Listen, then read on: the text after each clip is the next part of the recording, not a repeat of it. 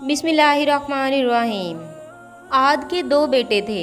एक का नाम शदीद और दूसरे का नाम शिद्दात था, और ये दोनों हफ़्फ़त अक़लीम के बादशाह थे। इन दोनों का मस्कन मुल्क शाम था। शदीद तो तकरीबन 700 बरस तक बादशाही करके मर गया।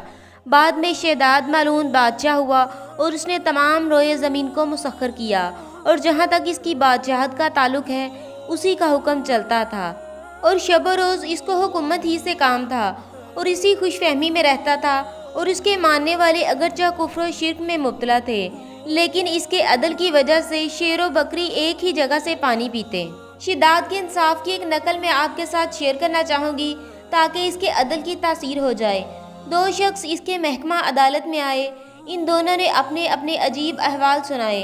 एक शख्स बोला कि मैंने इससे एक किता ज़मीन का लिया है और पूरी कीमत देकर अपना कब्ज़ा लिया है। मैंने इस ज़मीन में ख़जाना पाया है, वो इसको देता हूँ और वो कहता है कि मैंने तो ज़मीन को बेचा है, अब मैं इसमें से ख़जाना हरगिज़ नहीं लेता। दूसरा बोला कि मैंने तो ज़मीन ख़रीदी है, ना कि ख़जाना ख़रीदा है, अब ये इसके लेने में बहुत हीला बहाना करता है। जब हाकिम वक्त ने पूछा कि तुम दोनों की कुछ औलाद है, वो बोले कि एक की बेटी और एक का बेटा है, और हुक्म दिया कि इन दोनों का निकाह करके ये माल इनको दे दिया जाए। ऐसे इंसाफ से इनका कब्ज़ा तय किया। इस इंसाफ की वजह से शिद्दात को बहुत नेकनामी मिली। उसके बाद हज़रत हूद अलैहिस्सलाम को उनकी हदायत के लिए भेजा। जब हज़रत हूद अलैहिस्सलाम ने इनको ईमान की पेशकश की और ईमान लाने के वास्ते इसको कहा, तो वो कहने लगा कि अगर मैं तुम्हारा दीन कबूल कर लूँ तो इसमें हमारा क्या फ़ायदा होगा। हज़रत हूद अलैहिस्सलाम ने फरमाया कि अल्लाह ताला तुझको इसके बदले जन्नत अता करेगा और तुझ पर हमेशा अपना फजलो करम फरमाएगा। हज़रत हूद अलैहिस्सलाम ने इसको अच्छी अच्छी बातें बताईं जो उसके लिए निजात का रास्ता बन सकती थी, लेकिन इस मलून पर उन बातों का कुछ असर ना हुआ, और मज़ीद कहने लगा, ऐ हूद, तू मुझे बहिश्त की लालच देता है और मैंने बहिश्त की सिफ़त सुनी है। मैं भी इस दुनिया में बहिश्त बनाऊँगा और दिन रात ऐशो इशरत करूँगा। मुझे तेरे खुदा की बहिश्त की कुछ हाजत नहीं। उस मालून ने उसी वक्त हर एक मुल्क के बादशाहों, वज़ीरों और अकाबरों को खतूत लिखे जो उसका हुक्म मानते थे। कहा जाता है कि उस वक़्त शिद्दात के ज़ेरे हुक्म 1000 मुल्क और 1000 बड़े शहर थे, और मुल्क और शहर में तकरीबन 1 लाख आदमी मौजूद थे। बहुत ही शदीद जस्तजू के बाद खित्ता अरब में एक किता ज़मीन ख़रीद ली गई। उसके बाद फ़ौरन अमीर व उमरा को हुक्म हुआ कि 3000 असातिज़ा पैमाइश करें और हर एक उस्ताद के साथ 100 बेहतरीन कारीगर हों। हुक्म मुकर्रर कर दिया गया और सारे मुल्क का खजाना वहाँ लाकर जमा कर दें। हुक्म हुआ सबसे पहले 40 गज ज़मीन नीचे से खोद कर संगे मरमर से बुनियाद बहिश्त की रखो। चनाचा इस हुक्म से बुनियाद दुरुस्त की गई और उसके दीवारें सोने और चांदी की ईंटों से उठाई गईं।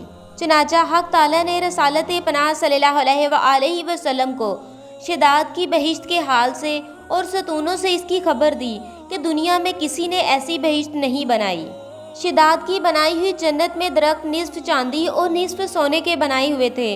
पत्तियां इन दरख्तों की ज़मुर्द से जुड़ी हुई थी और डालियां इसकी याकूत सुर्ख से थीं। मेवे अनवा इकसाम के इस दरख्त पर लगाए गए थे, और बजाय खाक के इसमें मुश्को अंबर और ज़ाफ़रान से पुर किए गए थे।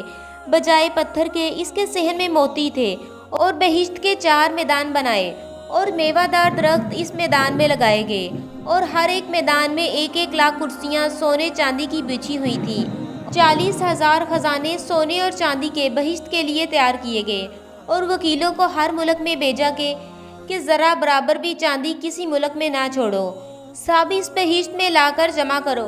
आखिर ये नौबत पहुँची कि एक औरत बुढ़िया, गरीब, मस्कीन, यतीम, कि इसकी बेटी के गुलूबंद में 1 दरम चांदी थी। जालिमों ने इसे भी ना छोड़ा।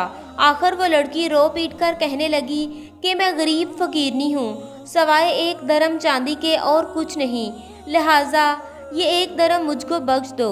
मगर उन्होंने कुछ ना सुना। तब इस गरीब बच्ची ने खुदा की दरगाह में फरियाद की, या इलाही, तू इसका इंसाफ कर, इस जुल्म के शर से मजलूम को बचा और उसकी बेइंसाफ़ी का तू इंसाफ कर। उस बच्ची की आहो फरियाद खुदा की बारगाह में कबूल हुई। खबर है कि शिद्दात ने सारे मुल्क के लड़कियां और लड़के खूबसूरत, हसीनो, जमील देखकर دمشق میں جو اس کا مکان تھا اس میں جمع کی کہ ماند حور و گلما کے بہشت میں اس کی خدمت میں رہے۔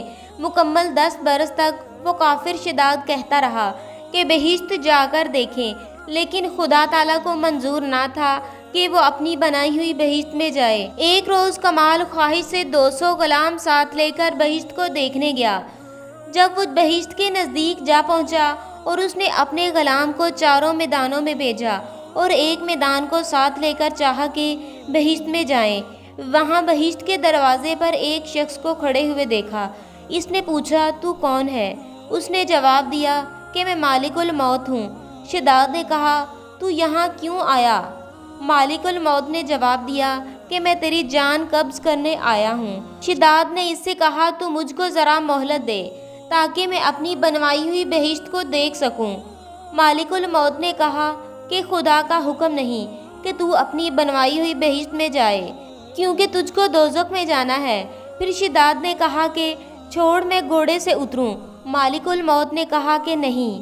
تب اسی حالت میں اس کا ایک پاؤں گھوڑے کی رکاب میں رہا اور دوسرا پاؤں بہشت کے دروازے پر تھا کہ جان اس کی قبض کر لی گئی۔ اس کے بعد آسمان سے ایک فرشتے نے ایک زوردار آواز لگائی کہ سب ہاتھی اس کے ہلاک ہو گئے اور ایک لقمہ کھانے کی فرصت نہ ہوئی، اور اس وقت نہ مال رہا اور نہ ملک، اور وہ سب دوزخی ہو گئے، اور اس کی بہشت کو زمین کے نیچے دبا دیا گیا کہ قیامت تک اس کا کچھ اثر باقی نہ رہے۔